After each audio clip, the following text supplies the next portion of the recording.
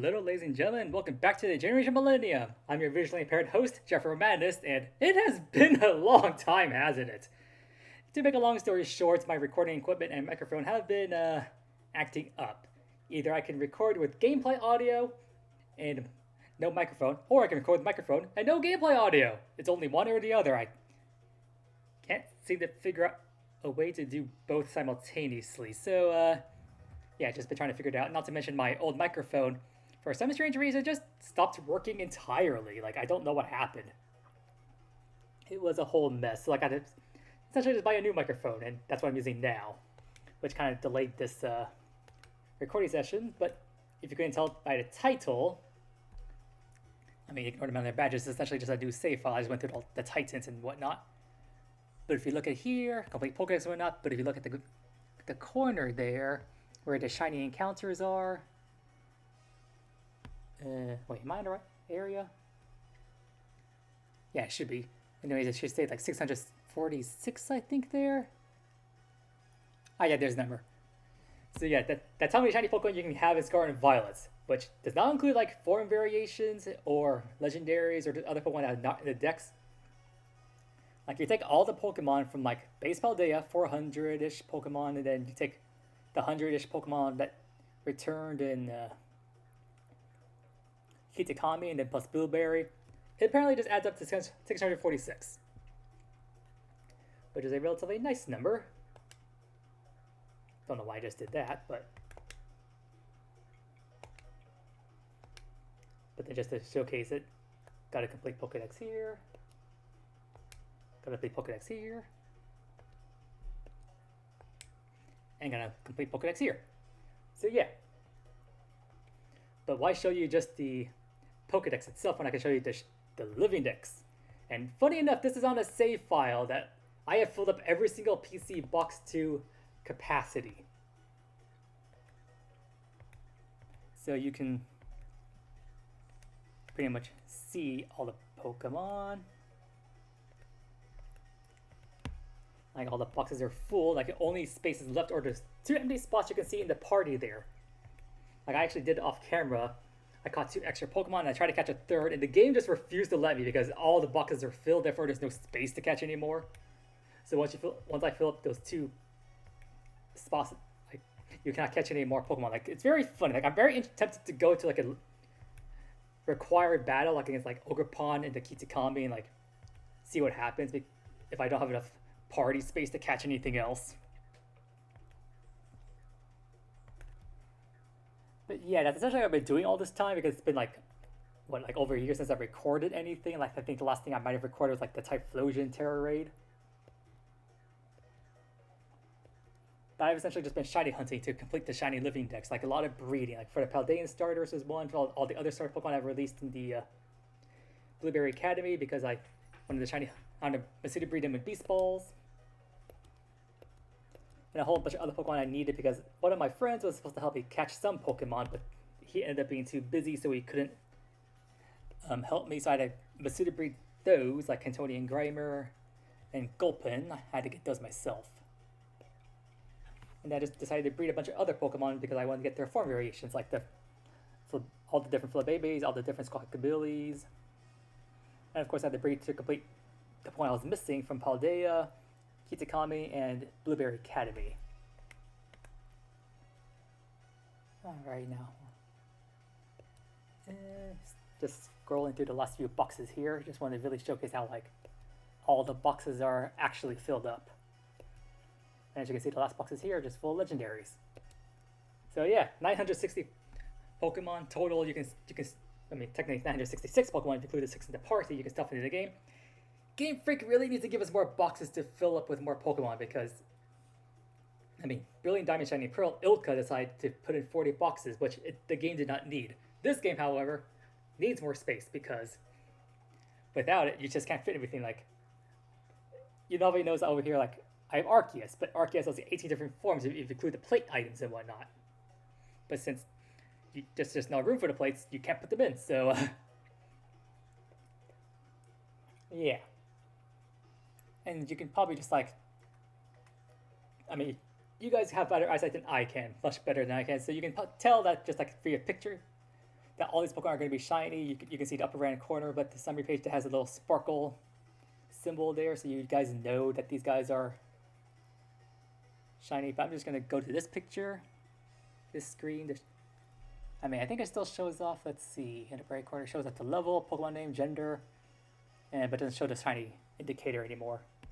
But you can still see the difference, like, color-wise, I think, so I'm just going to quickly just go through the entire little screen here, just quickly, like, let the game, like, just, like, load in every single Pokemon, just let you see the pictures and their shinies.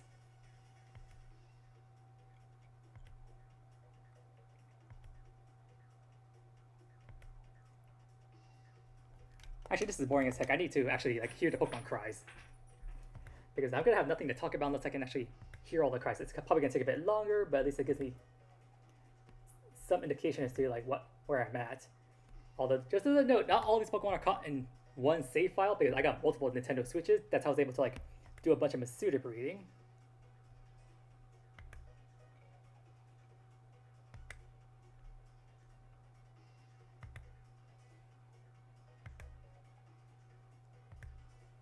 But you can see between the different save files, I got different, like, OTs. Like Jeffro Star was my like original Pokemon Violet save file, where I caught like a good chunk of the Paldean Pokedex. But you'll probably see that a lot of Pokemon were caught on the Melody OT. That's where my Sword and Shield file. Like here, Skullvet is caught on Melody. That's just from Sword and Shield. And then Jeffro Star is my Violet file, where I caught some. I can check my other Pokemon Generation. This is one of my breeding files. Also is my main save file because of Generation Millennium and all that. Jeffro Star.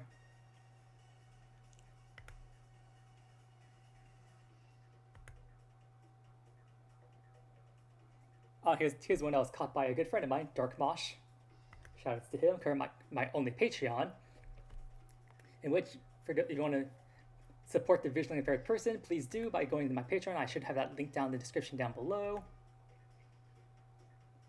For $1 a month, you get access to a special Pokemon Home account that has all the living dexes for all the Pokemon Switch games. So let's go Pikachu and Eevee, Sword and Shield, plus its DLCs, Isle of Armor, Crown Tundra, Brilliant Diamond Shiny Pearl, minus Spinda. If you want that one, we'll have to, like, talk via Discord, and, like, I can trade one to you if you don't deal with the RNG of the swarms. And of course, shoutouts to Duke Achilles who helped me get the Legends Arceus Pokedex in there. And then I took care of Scar and Violet, not to mention Scar and Violet's DLCs for Kitsukami and Blueberry Academy.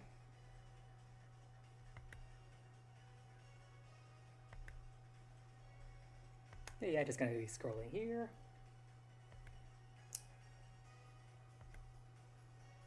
Although for the Pokemon that come from from Sword and Shield, the one with the Melody OT, you probably notice that their levels seem rather off sometimes. Like, say for example, Dreadnought, level 25.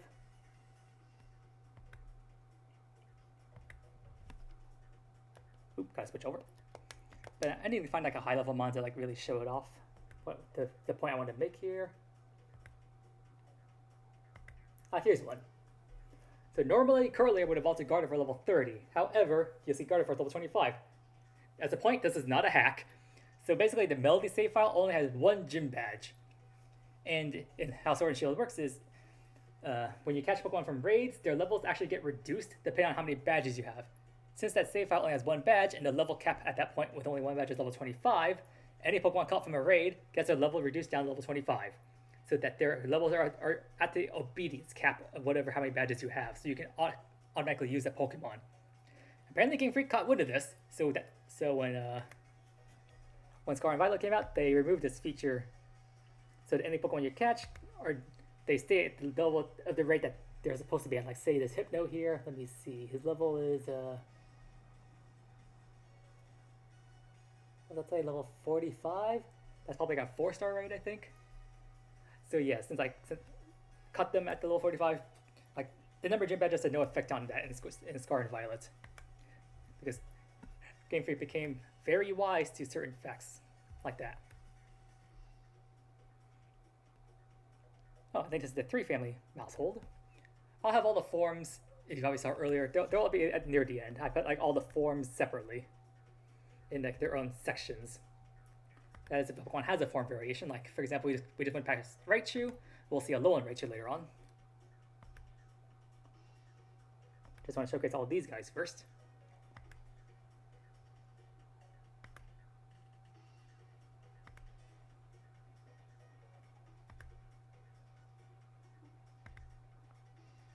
Also indicated to tell that not just my OT, but also where you can tell what Pokemon came from what games by like the little symbol that's next to the shiny sparkle indicator in the bottom area of the summary page. The symbol to the right will indicate like what game it came from. And I'm trying to look at this one right here. Oh, I think that's a type symbol or something. Yeah, this one's a rock type, so it lost one of the pictures. But then the indicator to the right will indicate like what game it came from. Like this one from Sword and Shield, it has like, I don't know, what is that supposed to be, like a Pokeball symbol? A circle with a indent in the middle or something?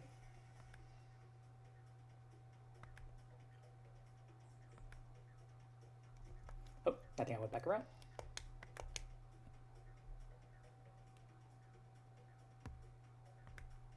I think I missed one. Yes, I did. I missed Roly-Poly. Go to Colossal. I can use him for hatching eggs sometimes.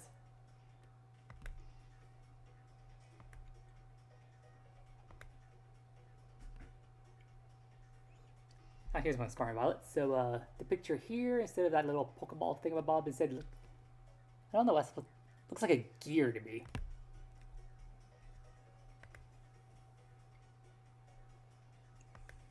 And then if you look at like Brilliant Diamond Shiny Pearlmons, their symbol looks like the letter A, or like a special letter A kind of thing. I think it's supposed to represent like Arceus or something. I think PLA Mons also have that same symbol. And then Mons from Gen 6 have like I think it's like a pentagram. Is that what you call it? Shape has 5 points to it. Is that a pentagram? Quad is 4, Quinn is 6, Tri is 3. Shoot, was 5 pentagram? Octagram is 8. I forgot what 5 is. It's been forever since I looked at geometry.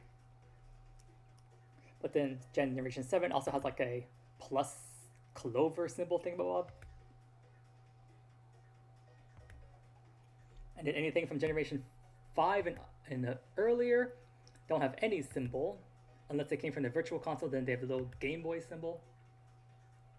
But you can tell what game comes from what, because like Let's Go Pikachu and Eevee also have like their own little special picture of like a little Pikachu or Eevee face. If it came from Fire Red Leaf Green Kanto, it won't have any symbol there, but it still says Kanto. Heart Gold Soul Silver Johto, no symbol. Hoenn Ruby Sapphire Emerald has no symbol. Omega Ruby Alpha Sapphire, they have their own symbol. That's part of Generation 7, so just like X and Y, they had the little pentagram. And I think that covers all the games. Oh yeah, Unova, since they come from Generation 5, no symbol. The only Unova games at the moment. But if they were to make a Black and White remake at some point, then they would most likely have this little Gen 9 gear symbol thing above, unless they follow the course from Legends Arceus and BDSP, they make their own little symbol thing.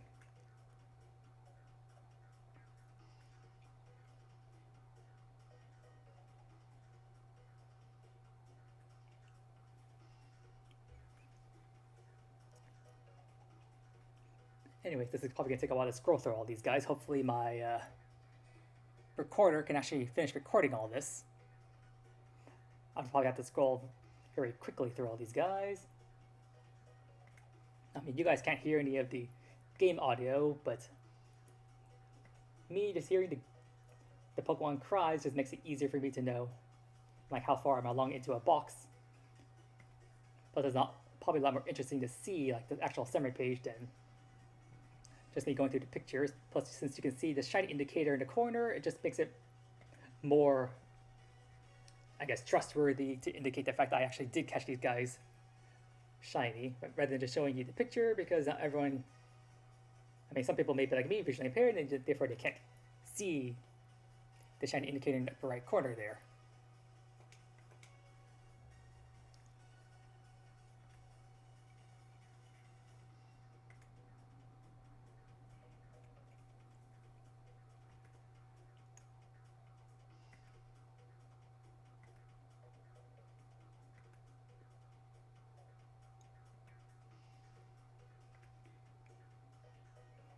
Good old Annihilate. Is this the one I think it is? Oh, no, it's not the one I trained up.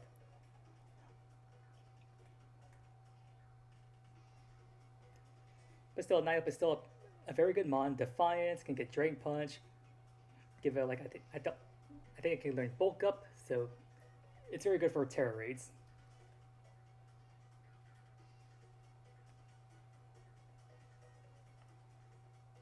Evolution Surge, I still find those evolutions annoying. And God help anyone who has to actually hunt these guys. I mean, well, Chark it in the wild because it's tiny, so you have to like make it like jumbo size to see like the different eye color. I think that's how the shiny works. Kind of like Reshiram and Zekrom, in which only the color of the eyes change. Sugu and Gudra will see the Hisuian versions later on.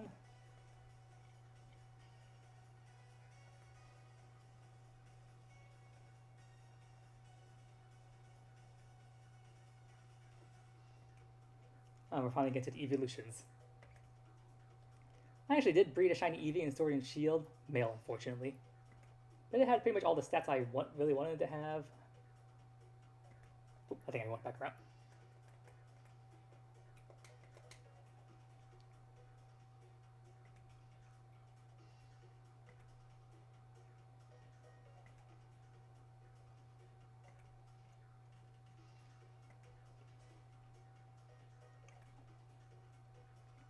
Really missed opportunity for Game Freak. Like, they really seem to hate traditions of some kind.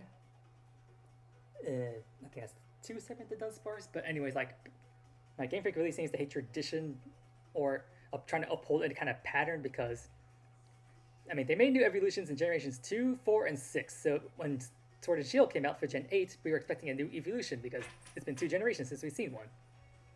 And yet we've gotten nothing. Because people were expecting maybe like a flying type Eevee. Like, that'd be interesting. Like, what would you call that? Like, Erovion or something? I'm sure they could come up with some interesting name. And then when like Penny from the Scarlet and Violet main game, like, she has an Eevee based team, and then she, for some reason, after you complete her story, she gives you the TM for Draco Meteor. It's like, are they releasing a dragon evolution? Nope, just some weird thing they decided to just throw in for some random reason.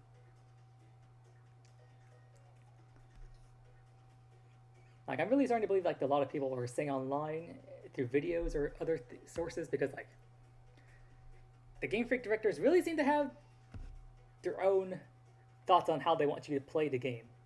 Like, any of us players who have our own ideas on how Pokemon should be played? No, Game Freak's like, no, you're going to play the game our way. We don't give a damn about what you guys want. We only care about what we want, which, I mean, from a directing standpoint and whatnot, yes, they have the right to do that. But at the same time, like a game company that takes... Ah! Oh no! Yeah. Yeah, plug back in.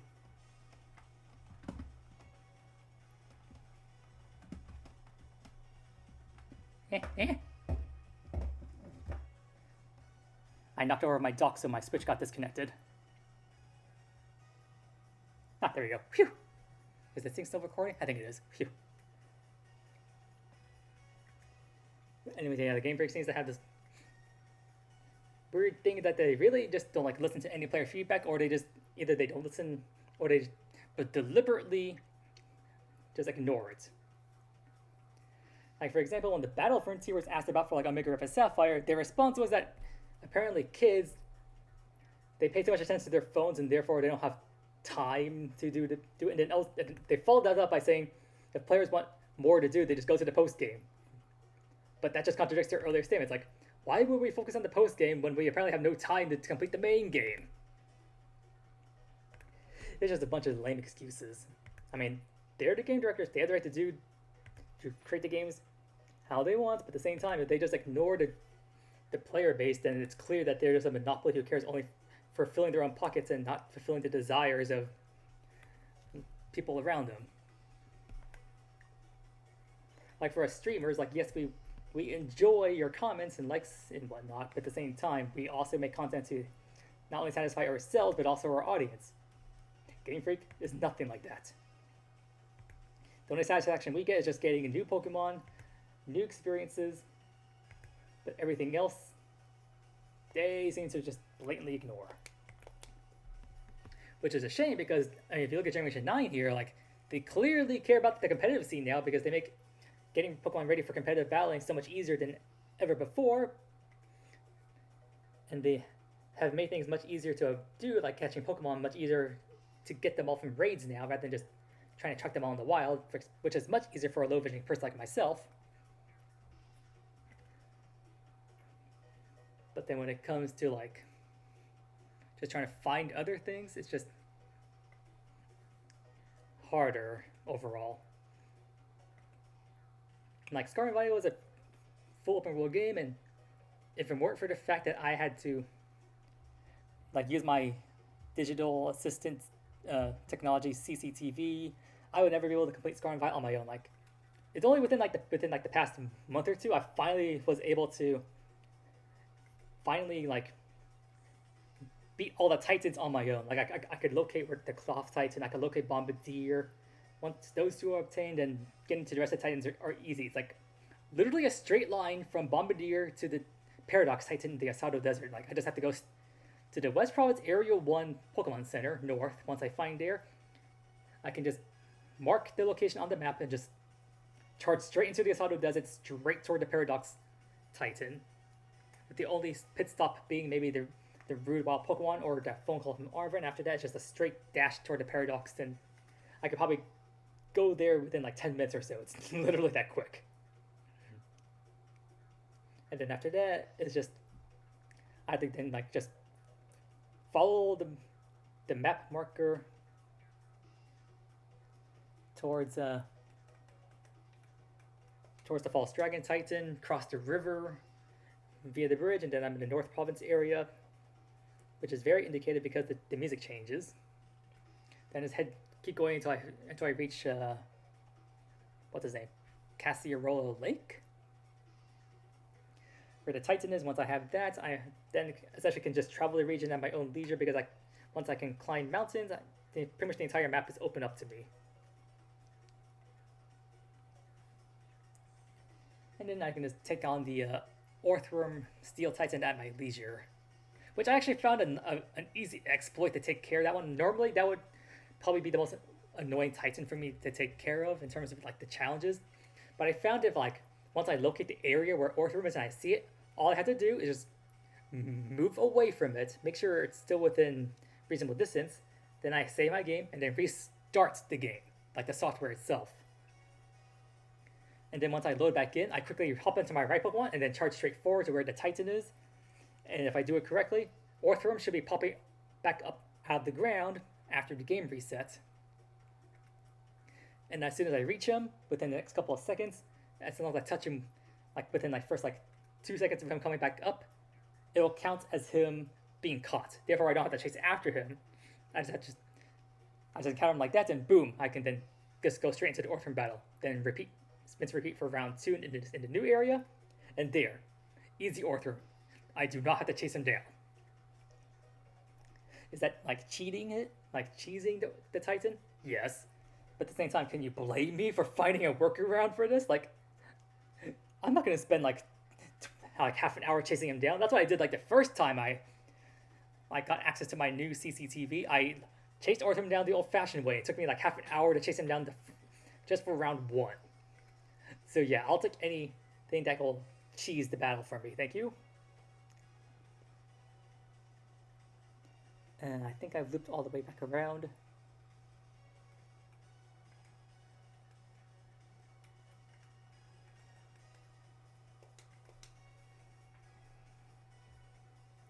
I think I'm getting close to the end of the Paldean Index.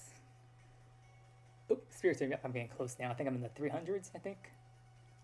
This should be from Hermione, I think. Yep, level 72. This one from Sword and Shield. Ah, no mark on this one. Oh well. But yeah, I really enjoy the Spiritomb and Swords of Justice hunts and Sword and Shield. Like all you have to do is encounter the Pokemon, save your game there, and then enter Pokemon Camp, exit Pokemon Camp, and then the Pokemon will automatically respawn. And since you're standing where they last spawned, they will just immediately rebattle and counter you. And then you just have to either keep knocking them out or running from the battle, and you can just rinse and repeat until you get the shiny. Spiritomb is actually pretty fast. I set it up like the first night. I got like around like 100 encounters. Then I went to sleep for the night. I resumed the hunt in the morning, and when I was roughly around next 100 encounters, boom, shiny Spiritomb. Like it was really fast. Same went for Terrakion. That one was fast as well. So Cobalion is probably the shortest. I think around like 200 something-ish encounters. But Virizion, that one was the longest. That one took me like over 1,000. And the reason why I know it took over 1,000 is because rather than running, I actually knocked them out instead. And since the Pokedex keeps track of like how many times you knock out a Pokemon, my Virizion, my main sword save file actually shows like I've battled 999 Virizions.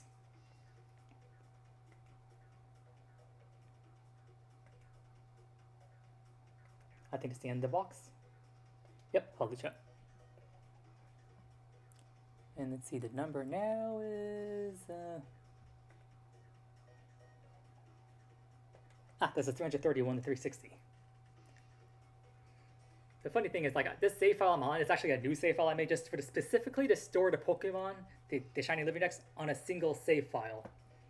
That's why you don't see, like, a lot of these boxes are named, because I didn't want to go through the effort of actually naming all the boxes again, because I already have, like, 3 other save files, which I already named all the boxes, so doing it for a 4th time would have just been too much of a headache and bother.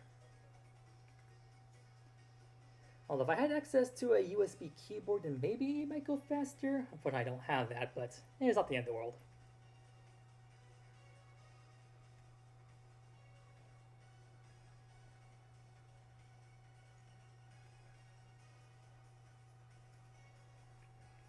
And here comes the Kanto Pseudos. And speaking of which, next week is going to be the 7-star Dragonite raid. That's going to be a big trap because it's going to be normal Terra, and I would not be surprised if that thing had Hurricane, so anyone foolish enough to bring a fighting type, which I'm pretty sure every single amateur out there is probably going to bring a fighting type, is like, oh yeah, it's normal type, bring the super effective fighting type against it. Did you people forget that Dragonite's original typing is flying? It's going to have a flying type move, you fools! It's going to knock out your fighting types in like one hit. I'm probably going to like see if that thing has like what its moveset first. If it has doesn't have Earthquake, I might bring in a Hisuian Avalugg and just go with an Iron Defense body press strategy against it. That might be like the best thing to go for there. Currently, the Dondozo raid, 7-star Dondozo raid is going on, as well as the mass outbreaks for the different forms of Tatsugiri across the 3 different areas: Paldea, Kitsukami, and Blueberry. I think most people are going for the Miraidon strategy to defeat that Dondozo. Essentially just using Metal Sound or Special Defense, and then using Charge to boost their attack, and then using 1 Electric Drift to Life Orb to deal the most damage. King Gambit. I remember when I was doing a bunch of breeding for some friends of mine, they were doing a Egglock, Soul Link, Nuzlocke. So like I had to breed all the eggs for them because unfortunately another friend of mine, Dark Mash, unfortunately ran into some issues in China at the time. So unfortunately he was unable to provide the eggs for his part of the challenge. So I had to provide all of the eggs for their Nuzlocke. And apparently the the Poniard I bred for them, it turned out to be shiny. It's like, which is ridiculous because I was just going to the picnic, just waiting for one egg to pop into the basket. Once the one egg came, I just picked up the egg and then exit the picnic and then just moved on to bring the next mon because it's just for a gameplay. I didn't care about like making Pokemon have good IVs or EVs or not any IVs or abilities and natures and stuff like that. I was just breeding, but I was still using a foreign Ditto for that. So the fact I bred maybe around like 60 eggs for them, I think, maybe less than that, maybe, even though it was like maybe 40ish, like 20 per person. The fact that I still got the shiny there, like it's not impossible, but just the fact that I got the odds. And this should be the last Paldean box, I believe.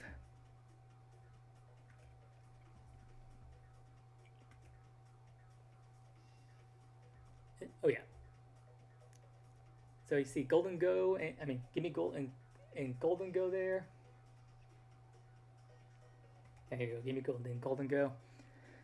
These raids will be returning next week, after this recording is done. I think they will be returning alongside the 7-star Dragon Knight to celebrate the World Championships and whatnot. So if you guys want to get those guys, because they usually can't be caught from raids, so if you want to get like a guaranteed to get them at whatever ball you want, and there's even chances at the 5-star Gimme Goals being shiny, so yeah, go for those if you really want to get them. Like the shiny Gimme Goal you saw there was from a friend of mine. Shoutouts to Duke Achilles, who got this for me the last time. This time around, I'm hoping I can enter a raid myself and get it so I can get in my OT, because I like my generation OT. No offense to my friend here, I'll definitely still keep it, but keep the OG ones, but I still want to get them both in my OT. Like what happens with the Ruination Pokemon here, they have my OT on them, although not my trainer ID that I like, but still someone who was kind enough to help me get the 4 Ruination Pokemon was kind enough to actually catch them in Beast Balls for me, so thank you very much. Like here, we have the Paradoxes, which do have my OT with Generation and my ID number that I like with 25 somewhere in it, because 25 is my lucky number. So you can tell the Pokemon were mine if they have my OT of Generation with 2 stars surrounded by it, and the number 25 is somewhere in their TID number somewhere. And speaking of Paradoxes and raids, there are still 2 raids that they still haven't done yet. Like there are these guys here, Worry Mood and Iron Valiant, but they still also haven't done raids for. Well, I mean, Iron Mood they did for a 7-star, but then it's supposed to be partnered up with Screamtail, so they still haven't done that in the 5-star raid yet, alongside these 2 Paradoxes. They're really procrastinating on them, but all the other Paradoxes they've done already. At least for the regular mons, not the Paradox Legendaries, with the exception of the other 2. And then you can definitely see that this Koraidon and Miraidon were caught by me in my OT because they're Beast Balled, and they have my OT TID on them. So shoutouts to me for going through the effort of catching these guys. Miraidon was definitely annoying. I think it took me like 3 resets to get him. Koraidon was lucky. It only took me 1 reset. Or, not reset, just 1 try round. I actually caught them on like 17 Beast Ball throws before I got the crit catch on them. And then here's the event exclusive Paradoxes of Walking Awake and Iron Leaves. If you actually looked at my Tradesman in the Pokedex, technically these guys are in the Blueberry Pokedex. But I put them here because 1, I need to fill up space anyway.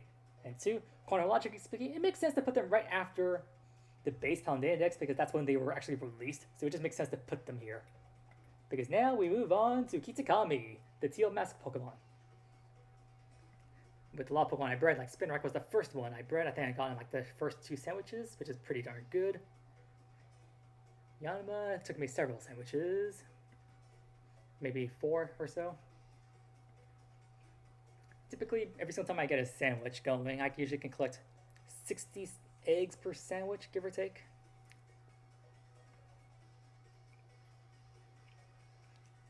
And shoutouts to my friend Seth, because he's the one who helped me get these, the 2 Hoenn Fireflies of Volpe and Illumise. I was originally going to breed them, but apparently since he had nothing better to do at the time, he decided to help me out.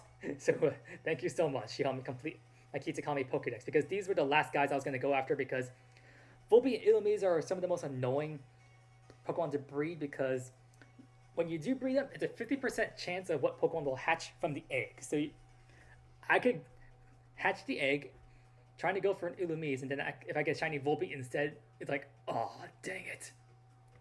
And then if I try breeding for like a shiny Volbeat and I get shiny Illumise instead, it's like, ah, come on.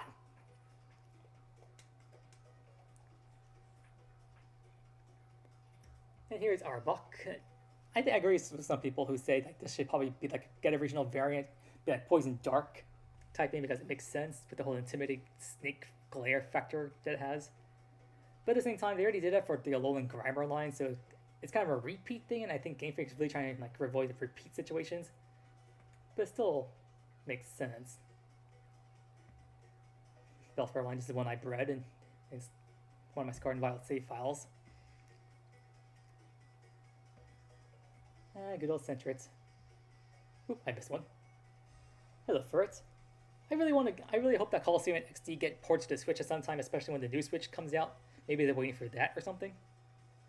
Although I read on Cerebi that apparently Pokemon Mystery Dungeon Red Rescue Team is going to be coming out on the Game Boy Advance app for those who have Nintendo Switch Online expansion. So that's kind of cool. I mean, I am a fan of the OG Mystery Dungeon, but if I had to pay like an additional like $40 for the online service just to get access to one Game Boy Advance game that I want to check out and play, not really as worth it in my opinion. Even if I did enjoy the OG Rescue Team a ton, like anytime I like look at the ending, especially if someone voice acts it, like I still shed a tear because it's just that emotional. I'm a sucker for like the whole like happy ending, like stuff like that. And while people say that the Explorers of Time and Darkness has like the best story the Mystery Dungeon is, and I do agree that it does have a great story. Like, I haven't watched it entirely, but I do have a sense of what it is thanks to like the 2-episode anime episodes they made for that series. But just the OG Mystery Dungeon I really have nostalgia and feelings for. After that, though, Mystery Dungeon just really fell off for a lot of people because just no longer was as interesting.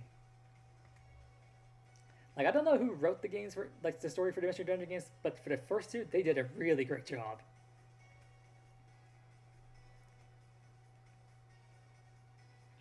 Not to mention just the whole factor you can just choose to play with what Pokemon you want. Like, when I played Blue Rescue Team back on the DS back in the day, because that's the one I played, like, I actually answered all the questions correct. Like, I mean, there's no wrong answer, but I answered them all honestly and truthfully. And back then, I had a hasty nature that made me a Pikachu. So, there's something. And apparently my nature now as an adult is much different because it's been like over like 15 years and so, and because of my low vision becoming so much worse than it was back when I was in high school, I've gone from being a hasty person to like a more cautious person. I don't know what the nature is for cautious, I forget, but apparently now I'm a Cubone. Which is weird because I'm not a complete loner because that's what Cubone is kind of is. He's like a loner kind of Pokemon, especially if you've seen it in like how he acts like in the Pikachu's Vacation shorts from the first movie. Like, that's not really me in real life, but I guess kind of. It's not an accurate representation of me, but I guess I wouldn't disagree to the fact that I wouldn't like participate in like social activities unless I really had to. I mean, it's not like I avoid social activities. Don't get me wrong. I love hanging out with my friends and whatnot. But sometimes I just want to do things on my own. Like I just want to like take a solo route. Although for completing a dex like this is one that is very difficult to do on your own. Like for example, all the Pokemon that were transferred from Sword and Shield, I got from Shiny Raids, which were hosted by other people. So that's cooperation because so many people back in the Sword and Shield days were hosting like hundreds upon hundreds of Shiny Raids because they wanted to help the community at large. And tracking down all the raids I needed to complete the entire Sword and Shield Pokedex to catch every single Pokemon I needed, yeah, that was difficult to try and track down every single raid I needed. But not just that, just catching the Pokemon themselves in Beast Balls, because Beast Ball has like such a low capture rate. Wait, did I mention the shiny dex was all caught in Beast Balls? You probably noticed it by looking at the summary page in the bottom left hand corner. You can probably just go back. Every single Pokemon, except for like some opponents, like the Baldane starters, they're just unavailable at the moment to be caught any other Pokeball. But everything else, they've all been Beast Balls. Shiny, of course. Yeah, the Hisuian White Stripe Basculins. These guys were our prime example of the nightmare that was Volbeat and Illumise. I've not finished those because my friend Seth helped me with them. But if I didn't, then it would have been a repeat of this fiasco, because like I managed to breed for myself 3 shiny female White Stripe Basculins before the male one came up at like around egg 2100. So yeah, that was a thing. But then you can just see like the difference between the forms here. You can even see differences in the stats. Like I believe this is the male one. The physical attack stat is let me see here. Yeah, it's like 210 there, and then you look at the female one. It goes down to 177, but then you can see like the special attack is 155 there, and whereas the male one's 125. That's a big indicator, because like yeah, the male Bascule Legion is meant to have a higher physical attack stat, and the female has a higher special attack. The only reason why the female one special attack stat is still lower is because I was trying to breed for the male, but I instead got the female one, but it still has an adamant nature. But I haven't bothered to mint it, but if I did, then we have a modest nature, then yeah, I have a higher special attack stat. Blood Moon Ursaluna. And here come the Loyal 3, or the Poisonous Treacherous 3. Petramon took control of all these guys to attack poor Ogerpon here and steal his masks from him and his human partner. Ogerpon did no wrong. Instead, it's just one of those situations that people just see a Pokemon attacking another and they think the opponents get the victims, or the attacker is the true, whoever's attacking is the villain. Where in this case, Ogerpon was just trying to take back his property. Like if someone like stole your car, you would chase after them, wouldn't you? And do everything you could to get back what was yours. I mean, in today's society, that's like hard to justify, and people would probably see whoever's like, if you start like shooting at whoever stole your car, they probably see you with the gun as the one at fault. But like if someone stole your car, like how the hell are you supposed to get your car back? Like, what? Just go to DMV and report it. And then when they finally find your car, it's probably at like the bottom of a ditch somewhere, and your car insurance can't cover it. It's like they're gonna blame you, but it's like, hello, someone stole my car. I reported to the police and everything. It's like, and they still blame you. They think you're the one at fault, even though you're trying to get your own property back. This society is just so. Let's just not go that rabbit hole. Let's just stick with the whole nice shebang of Pokemon stuff here. Petramon Mythical. Oh yeah, that Voltorb is a placeholder because I got the shiny Masterpiece Sinistral. Like earlier on, you saw Poltergeist and Sinistral does with the unremarkable forms. Here's the Masterpiece. I am not sure if you can actually see the mark on this guy on here somewhere. Like I think the Masterpiece has like a special mark on it that signifies it. But this is I got from a terror raid that a nice friend of mine hosted. But unfortunately at the time, and I still don't know now, like this spot here, this is where the Masterpiece Poltergeist would go, but unfortunately since it was never in raids at the time, they never could find it from the raids. So unfortunately at this point in time, as far as I know, the only way you can get the Masterpiece 1% Poltergeist is in the wild.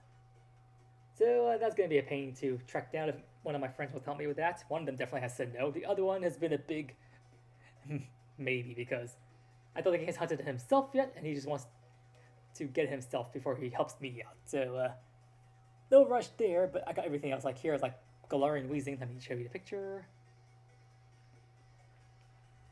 And speaking of Galarian Weezing, this is one thing about Scarlet Violet that's very stupid.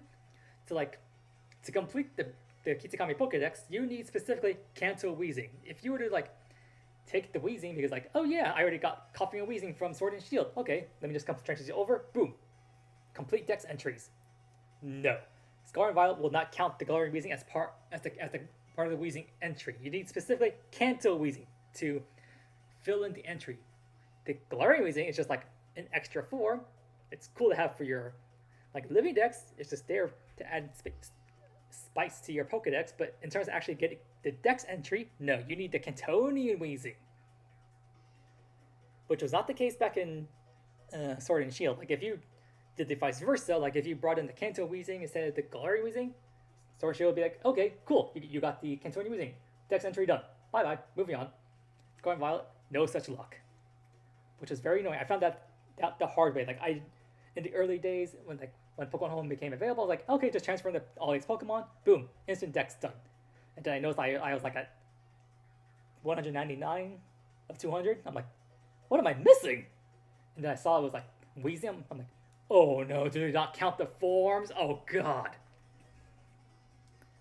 So that was a whole thing, and then I just decided to put the own separate Rockruff here because it's technically its own separate. It's not really like a form difference, but I mean it's still technically its own separate thing. And I just need to fill in an extra spot here because I mean this is the end of Kitakami, and I couldn't figure out, and I just did not want to have an empty spot, so I had to put it there. And hello, Shiny Doduo line. This was the first one I tried going after. 2,370 eggs. This one took forever.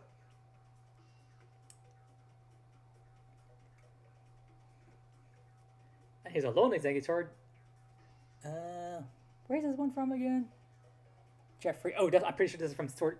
Not that. This is from Ultra Sun, Ultra Moon. Let me see down the corner. The symbol. Yep, it's a little plus clover symbol thing. That's definitely Generation 7. So yeah, I got this from a SOS chaining event. I'm pretty sure. Yeah, I just like SOS chained executing, so I got the shiny, and then I just beast balled it, then evolved it immediately using a leaf stone. Voila, a lone Exeggutor. Well, I'm not sure you could chain the lone Exeggutor themselves, but anyway, just getting the execute just a lot simpler that way. Although I still find it very funny and very, very mean. It's like if you go to like the Seafolk Village on Pony Island in Usum, like you battle against that one guy in the Pokemon Center. He has like a shiny execute, I believe. And then after the battle, you win. He's like, "Oh, thanks for the great battle. Here, let me give you this." And you're like, oh, "You're gonna give me your shiny execute?" No, he just gives you a bunch of big nuggets. It's like such a tease.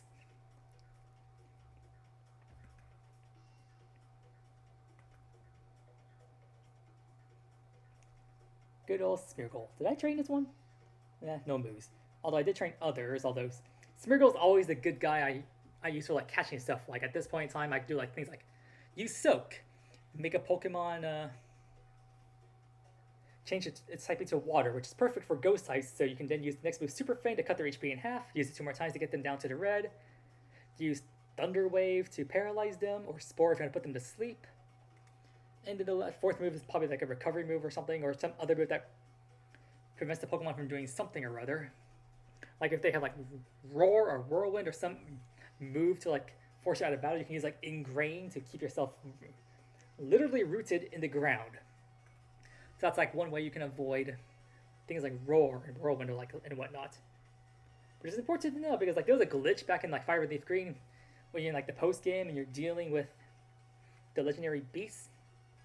If you use the Pokemon with the move Ingrain, Roar cannot force you out of battle. So there's a little fun tidbit there.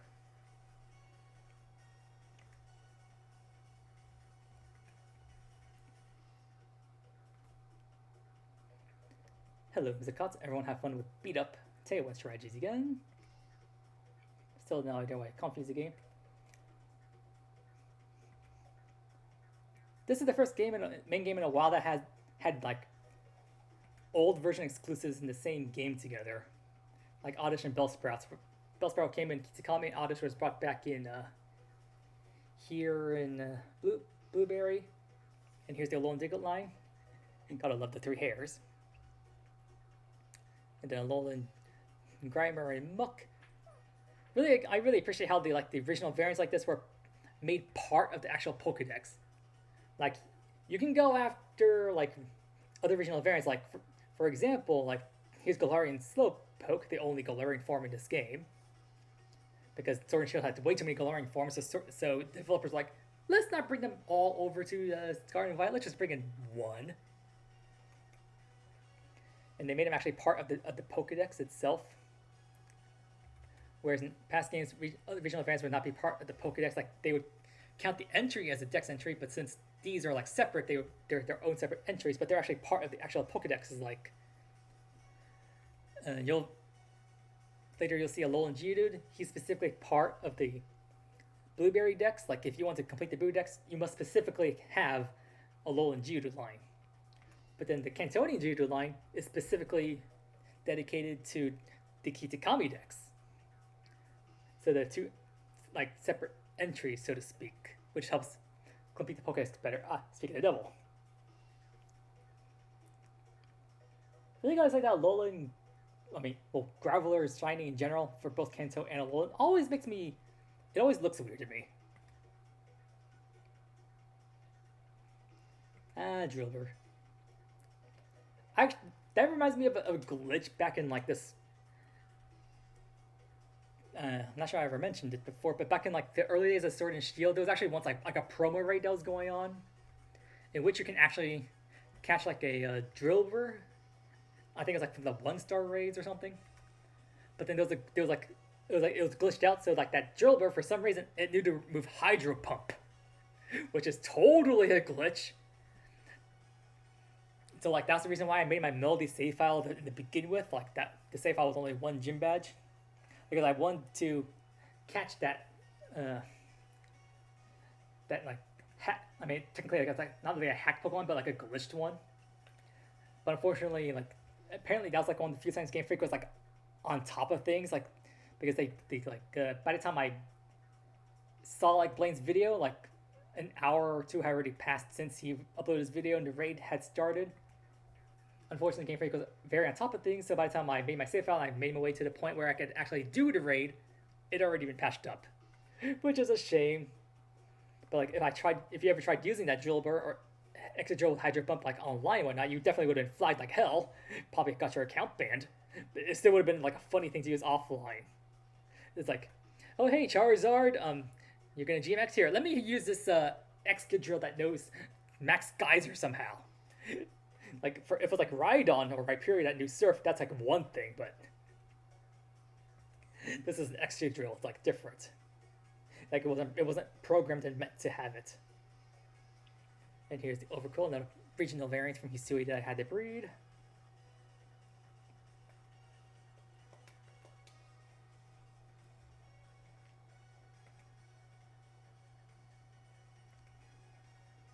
And then here's another like regional variant pair that was like finished. Like I don't know why they put Gothitelle in the base game, and then they waited all the way until Blueberry to put in Uniclus. It just seems very random.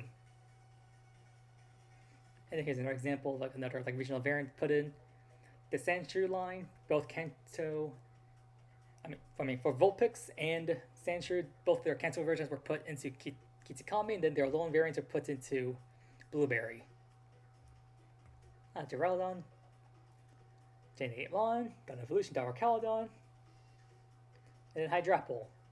I still find it strange, it's like how they decided to choose Pokemon to like get like new evolutions. Like both Duraludon and Applin both got new evolutions in Scarlet and Violet. Like they're both Gen 8 mons. Why do you choose Galarmons to get new evolutions in Gen 9? It's like just seems so weird and random. Although what they did for Applin was still cool. Like I mean, it's not. They do make some Pokemon have new branch evolutions. Like for example, what they did for Gloom back in Gen 2. Like they gave a new evolution to Blossom via Sunstone. That's not new. So they did that for Applin to Diplin with the Syrupy Apple. But what is new is that they gave that new branch evolution another evolution. In this case, Diplin to Hydrapple, which is pretty darn cool. But still, like why'd you choose like a Galarmon to do this? Good old Relegator. Gotta love my shinies in the starters. And not sure you noticed, but that Cyndaquil was female. Yeah. Gotta be careful when I step too far away from my Switch. I might accidentally knock it over.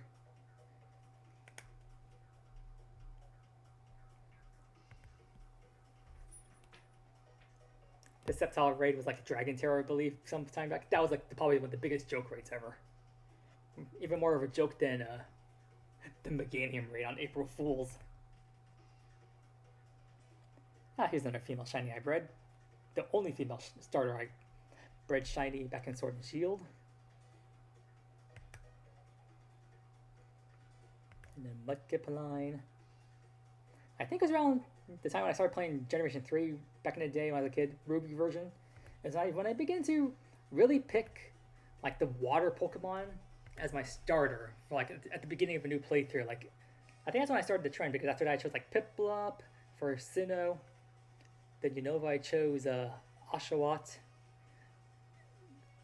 Kalos I chose Froakie, so on and so forth. Like I think I really picked up I really picked up tradition starting around Generation 3 because Gen 2, while Totodile is my favorite starter and I choose it now, back in the day, I actually chose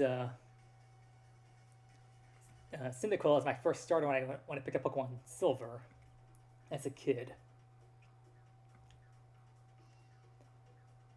But then for Kanto, it was all a toss-up between Bulbasaur and Charmander. I mean, but not Bulbasaur and Squirtle, because they both took care of Brock very easily.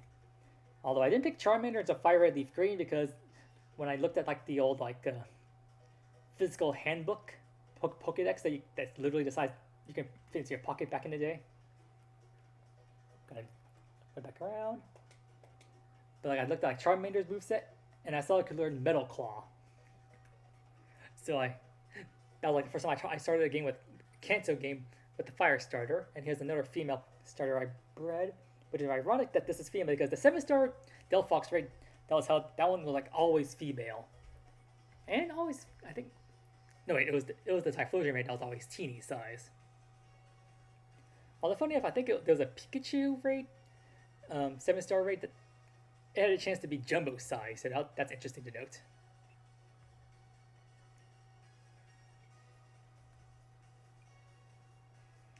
Is this Incineroar? Yes, he is. Did I give him your hated ability? Yes, I did. But since it's transferred from Generation 8 Sword and Shield, unfortunately it doesn't have its egg moves, Parting Shot. But I can still learn the Mirror Herb. So that thing could be ready for competitive battle at any moment.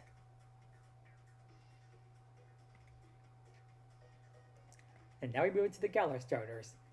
Really was happy when they made Pokemon Home compatible to all the games, but which is how I caught all the Galar starters in Beast Balls and Scarlet and Violet, and then I just had to breed them down to their base form, then transfer them over to Sword and Shield so I can breed them over there. I mean, it makes sense to breed the Galar starters in their home region. Here the paradox is I got Raging Bolts and Gouging Fire in Beast Balls, but I do have Iron Crown and Iron Boulder, but I just haven't gotten them in Beast Balls just yet. I got these from actual, well, not an event per se, but someone who was kind enough to host on a particular giveaway on YouTube. Shoutouts to them. I'm not going to say their name. This is my scrapbook, as you can see my OT and TID there. And here's Greninja, Battle Bond from the Sun and Moon demo. Never tried using this guy in actual battle yet in Scarlet and Violet. I mean, Battle Bond doesn't do what it used to do, so I've always found it kind of lame, but I heard it's still rather OP compared to Protein, even though Protein got nerfed like crazy. But yeah, that's the entirety of like the Pokedexes from Baldea, Kitakami, and Blueberry. Now we're going to move on to the form variations. And I put them in pretty much Dex order as best I could, starting with the Vivillons. And, oh, wait, did I not nickname them? Oh no, I don't know which form is which. I can't tell which form is which. That's going to be quite the issue. Oh well, as you can see the different patterns, I mean, some of them are pretty noticeable to tell which one's which apart. Again, a nice friend of mine was kind enough to help me get these. Although the only form that's not available right now in Scarlet and Violet is the Pokeball form. Although, by default in Paldea, the fancy form is a default pattern, so maybe when Legends ZA comes out, maybe they'll make the Pokeball pattern the default form over there.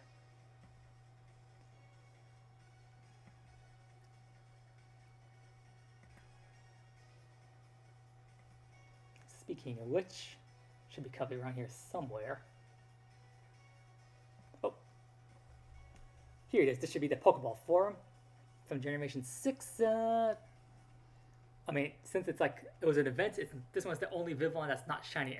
All the others should be shiny. But yeah, if you've never seen the Pokeball form of Vivillon, here you go. And I think this is Mousehold here. That should be the 3 family. Yep, here's the 4 family Mousehold. Wait, are they called Mousehold? Yeah, Mousehold. I can sometimes forget the names. Too many mons now. 1,025 of them. You can excuse me if I mess up the name somewhere. But you can definitely tell the difference between them if you like hear them. Their cries are different. 3 family is much shorter. And here all come the Cap Pikachus. So this is the original cap for Kanto and Johto. This is the Hoenn cap. That should be Sinnoh. It's definitely Unova. It has like the little white there. I remember that. That should be Kalos, followed by Alola. I believe this is the partner Cat Pikachu. It should be level 21. One way I know these guys are parts because they came from the Gen 7 events, not the Gen 8 repeat events. And I think this is a partner Cat. Yep, this is the shiny, the only Cat Pikachu that you can actually shiny hunt in the main games. And this is a World Cat Pikachu, I believe.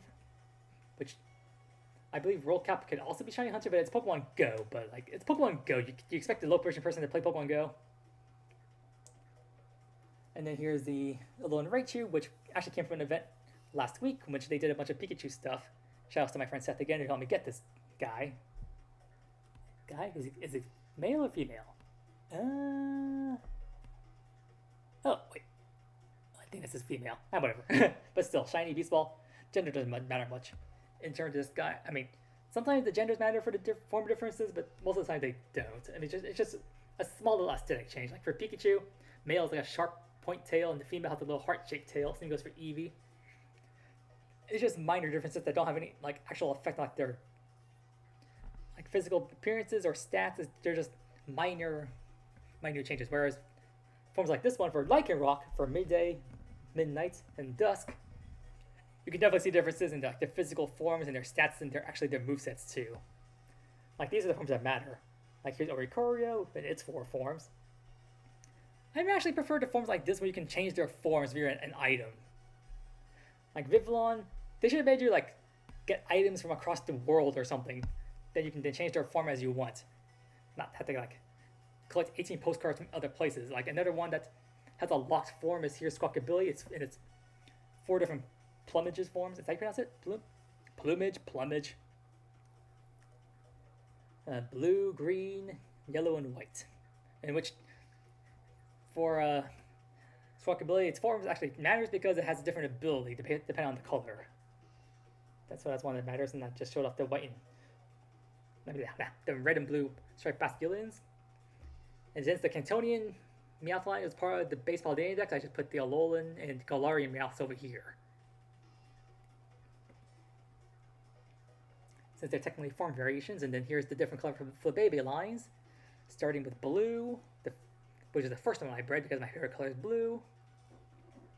Then I went for orange, and funny enough, I actually managed to Masuda breed shiny orange Flabébé on the same day I bred shiny orange core Minior. So yeah, that was kind of like a Soul Link on 2 different Nintendo Switches. And I believe this is the red Flabébé there. That was the last one I bred because by default, back in the old days, by default, the shiny Flabébé line you can get from raids was always the red form. I think there's also a glitch that in the main Paldea region, the Flabébé that comes from Outbreaks was always red. But then after red was, I think, yellow, and this one should be the white Flabébé line, I think. The one that appears in Area 0. And here's the Dunsparce. That should be 2 segment. And here should be 3 segment. I can't really tell the difference, both from the cry or the picture. Hopefully you guys can tell though. And then here comes the Deerlings. Summer, autumn, this one should be winter, this one, last one is spring. Hard to tell from the Deerlings. But in the Styles book, you can definitely see the differences. So this one's summer, autumn, winter, and spring. And if you're wondering why I put them in that order, it's because, well, the hint's in the name. Salzbuck, S-A-W-S. Same order as the weather. Summer, autumn, winter, spring. Pretty cool and nice to easy to keep track of them. Then low, like, oh, this is the amp form. I don't know why, but I keep thinking this is like the high key form, but it's actually the amp form. But either way, it makes sense because it has a much like higher pitch cry.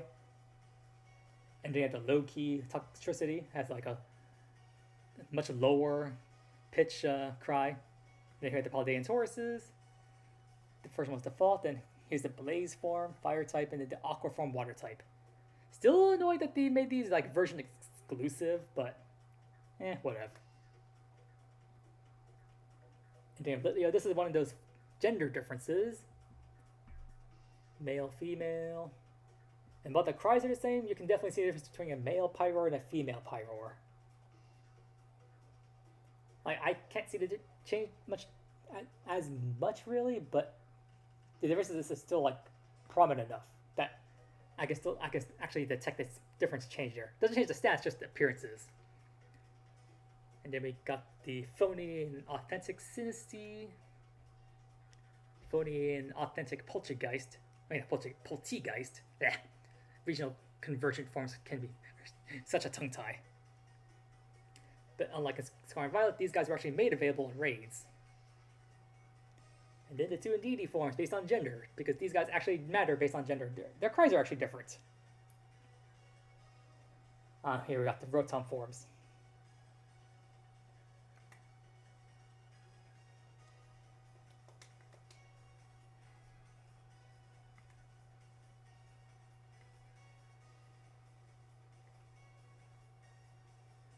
And then Shellos and Gastrodon forms. Really hated how in Sword and Shield that they only made it so you can only find one of them in the game, and then the other one has to be like transferred in from like BDSP or something. So at least in this game, they made both forms available. Ooh, music's changed. I guess it's been an hour or so. No, I'm not ending the episode yet. Skip. How do I skip? There you go. Back to music. Now, where was I? Oh yeah, the Tatsugiri. So like, currently as I'm recording this, and for another like few more days or so, and another 5 days until like Thursday, my time zone of next week, which is August 7th or 8th or so. 7th started on Dozo going on, and then outbreaks of different Tatsugiris.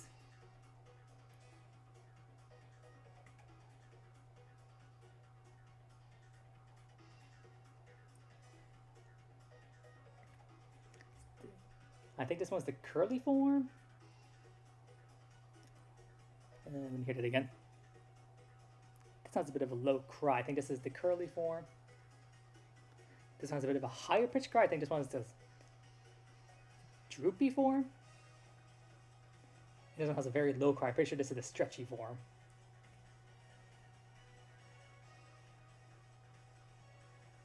And then the different Meowstics, gender differences, similar to in DD and whatnot. And here we have all the other Hisuian forms that were not part of the other Pokedexes. So like here we have these Hisuian Decidueye, Hisuian Typhlosion, and Hisuian Samurott. Which, in terms of its moveset and ability, Hisuian Samurott's actually my favorite because one, it gets Sharpen, which boosts the power of all sharpening moves. And then just look at its moveset, like, this is deadly, like Stab Aqua Cutter. Night Slash is a slicey move, but I can also replace that with like Ceaseless Edge, its signature move that still gets a boost from Sharpen. And then gets access to Sacred Sword, another slicey move, and then Screech to lower the opponent's physical defense stat. Like, this guy could be deadly, but unfortunately its stats are so terrible that unfortunately just not that good of a mon, which is a shame because it could be so much better. Same goes to Hisui, these Typhlosion, like its hit ability is Frisk. If it had gotten like Flash Fire or something else, this guy could have been great as well. Especially tied with like the fact it can burn and then its signature move can also just like deal double damage like Hex and whatnot when a Pokemon has a status effect. Like all these three mons had the potential, but unfortunately they just ruined it. Which is just a shame. But then we have the Hisuian Lilligant, Hisuian Sliggoo, which alongside the 7-star Dragonite next week, this guy's going to be coming to Kitsukami Mass Outbreaks. Fortunately, I don't need to hunt him because I already have him because I bred him in Sword and Shield, so that's one less headache for me.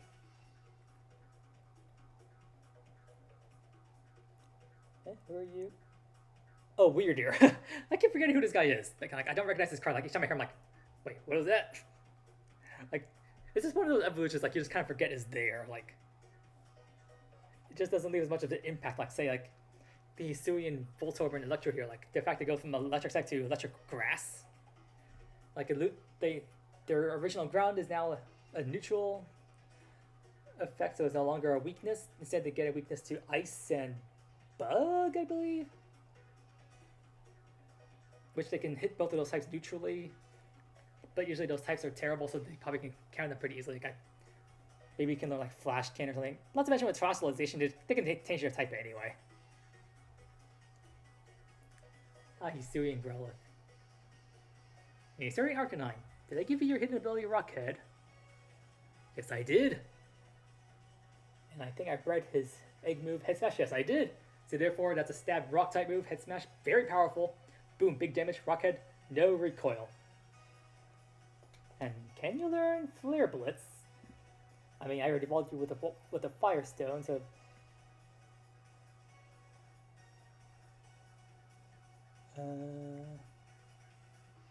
Flare Blitz, are you there?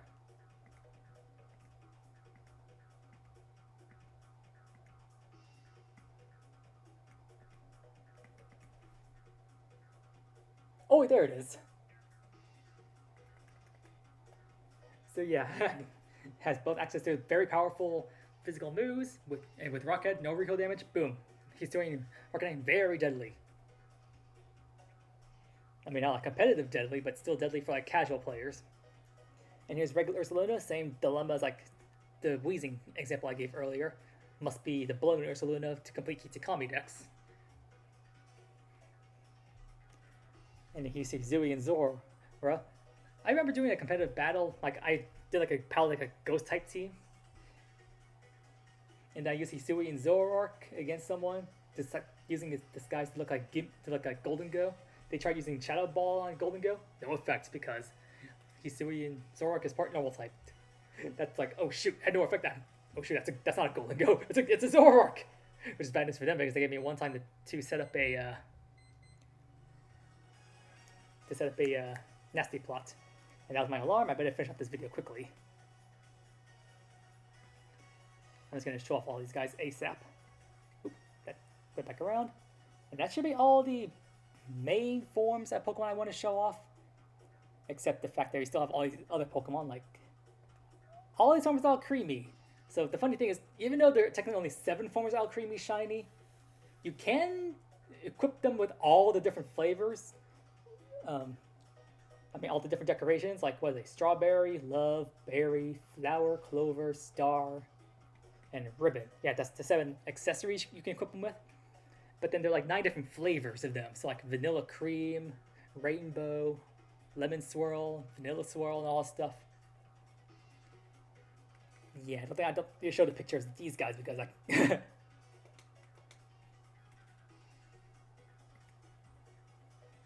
I'll just show the last 3. But then I also bred all the different mini-ores in their different cores. I'm not sure you can tell in the pictures, but I do have them in their different forms, cores. Just to showcase the fact I went through all the effort to actually get them, their different forms. Because trying to get these guys in the wild, good luck to you guys. But since I got them there, no issues for me. But to finish up, we have all the different legendaries. Still kind of cool how the shiny Galarian forms have like their original colors for their shiny. Although for Galarian Moltres, it makes him look worse in my opinion. Like he doesn't look as threatening anymore. Good old Mewtwo. Wait, this Mew Aaron? Wait, Pokemon Go? This is from Go? Where the heck did I get this shiny new from Pogo? What? What level are you? Level 15. So it's essentially probably from the Kento Tour events, but untouched? Huh. How the hell did I get this thing from? Who gave it the shiny view to me? I don't think it was one to trade.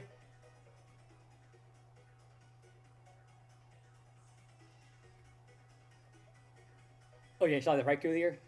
This is not from Pokemon Crystal itself. This is from Diamond's Adventures, from a save file that I named Crystal, because I just found it funny that way to name several save files based on their game. So I have a save file named Yellow, Crystal.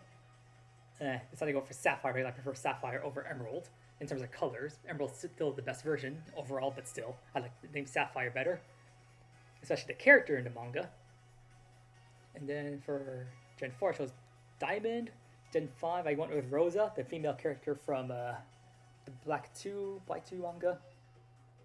Gen 6, I named Serena. And then Gen 7, I named Celine because I don't think there was a companion character in Gen 7. But apparently the female character, when I looked on like Bulbapedia, apparently her name is Celine, so I named the character that. So I got different save files named after the 7 generations. And just going through all the different legendaries now.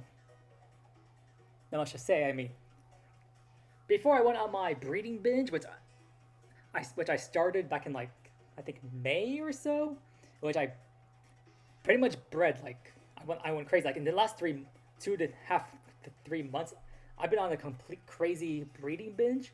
I have managed to breed like 45 different shiny eggs. So between like breeding on like 3 different Nintendo Switches, so that should really give you a good grasp on just how crazy I've been going on breeding recently. And now my shiny living X is done, so I think it's all worth it because now I'm showing off to you guys. Oh, I'm going back around. But before I went on my breeding binge, I was on a Diamond's Adventure binge trying to get all of these different legendaries. Like some of the last ones I got were like Kyogre, Yveltal, Necrozma. Oh, Deoxys. Where's this guy from? I think this is Kanto. Oh, this must be from Fire Red Leaf Green.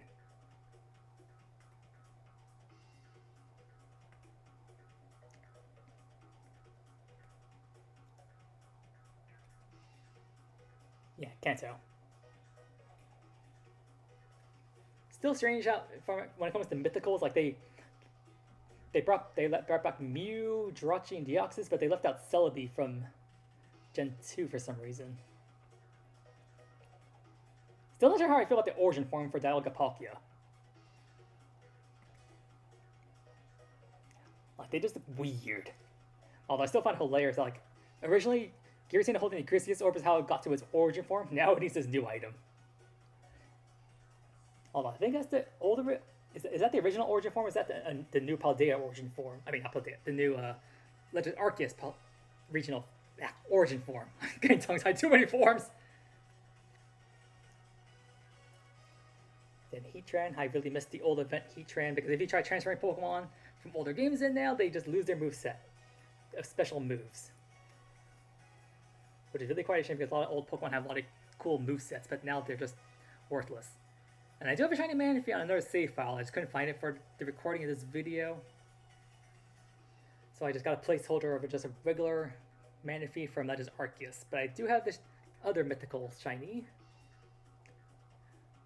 Like the Dark Grand Shaman, were from the OG Diamond and Pearl game somewhere. But it's Arceus from BDSP, so ha ha ha. Oh, and I think this yep. Cobalion the Peckish. I mentioned the Sword of Justice earlier. These are the ones I shiny hunted from Sword and Shield.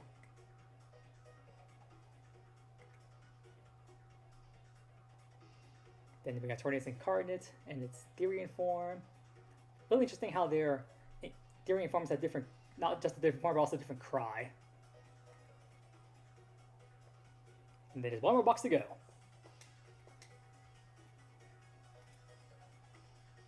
Then we got Landorus. This guy was a very pain to get in from the raids. Although I finally, like, the host of the server, he gave me the nickname of Puke Wedgie. I don't know what that means, but it was just still funny. I named my lander as that. And here's the Beast Ball Caldeo. Yep, Peasant Arc. This is what I got from Sword and Shield. Not Shiny Huntable, but still I got a Beast Ball. This is the Event Meloetta. I still need to get this one Beast Ball in here in Scar and Violet. Just haven't had the time. I mean, I do have time, just haven't had the motivation to go after it. Wait, World? This is from a World event? Huh, interesting. 2018. Pretty certain I still have the OG event somewhere, but Worlds? That's interesting. And we have Diancie Shiny from that event. Then we have Hoopa. Wait, what? Why does this have my name on it? Hoopa's only from an event. How's that? Oh no, is this hacked? Oh no! Don't flag me! Ignore this. I guess I'll delete this one. I thought the OT for Hoopa was like Nebel or something. Oh, never mind. Nebel is Volcanion. Wait, this is one legit? From Kalos region? Yep. And Cherish Ball. That was not in Cherish Ball. Yeah, that Hoopa's definitely hacked.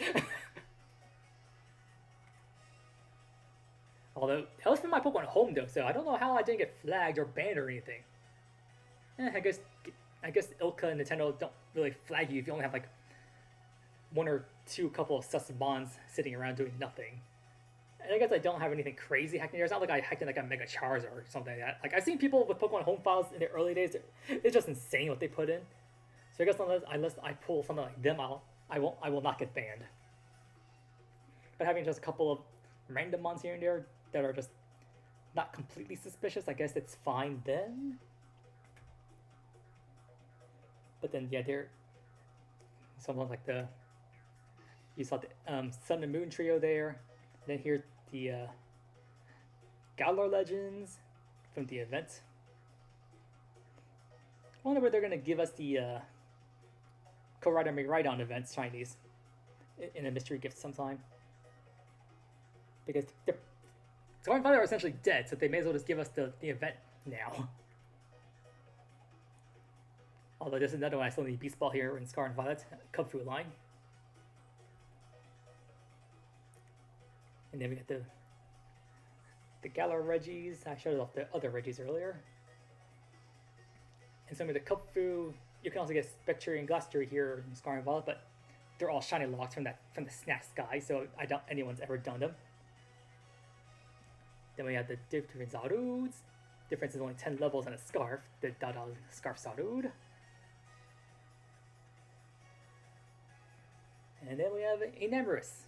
And it's two different forms, Incarnate and Therian. And yeah, that's the entire dex. Ooh, that certainly took a long time to go over. If you guys made it through the end of the video to see like the entirety of it, then thank you so much. But that's all I really wanted to show off, so thank you guys for watching. Like, comment, subscribe. Links down in the description to my Discord server, my Patreon. Please support me there. $1 a month, you get access to a special Pokemon Home account that, although you have to DM me in Discord, that's why both areas are available. Via Discord, I'll give you all information to my Patreon account. For $1 a month, you get access to all the living dexes if you want to need them. Among other things, like if you have like everyone a request for a competitive team, I guess I can help you guys make those, and then I can put them into the home account. You picked them up, and yeah. Other than that, well, thank you guys for like sticking around and watching this stuff like that. And I'll see you all next time. Take care.